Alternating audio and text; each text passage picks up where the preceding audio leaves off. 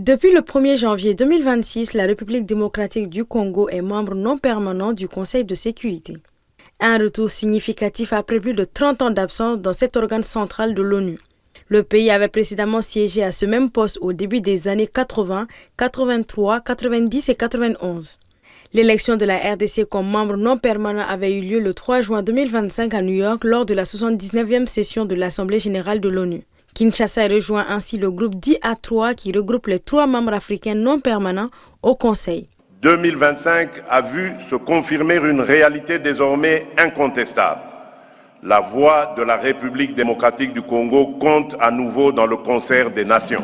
Dans le prolongement de l'adoption par le Conseil de sécurité des Nations Unies de la résolution 2773, notre pays a été élu membre non permanent du Conseil de sécurité pour la période 2026-2027 avec 183 voix sur 187.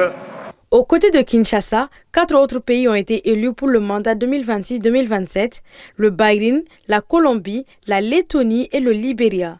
Ces 5 États remplacent les membres non permanents sortants, notamment l'Algérie, la Corée du Sud, le Guyana, la Sierra Leone et la Slovénie.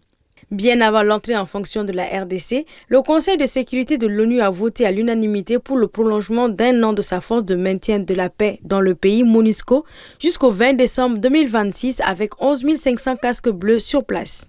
Il s'agit d'une des rares missions de l'ONU soutenue par les États-Unis de Donald Trump qui cherche à faire appliquer un accord de paix signé à Washington entre la RDC et le Rwanda.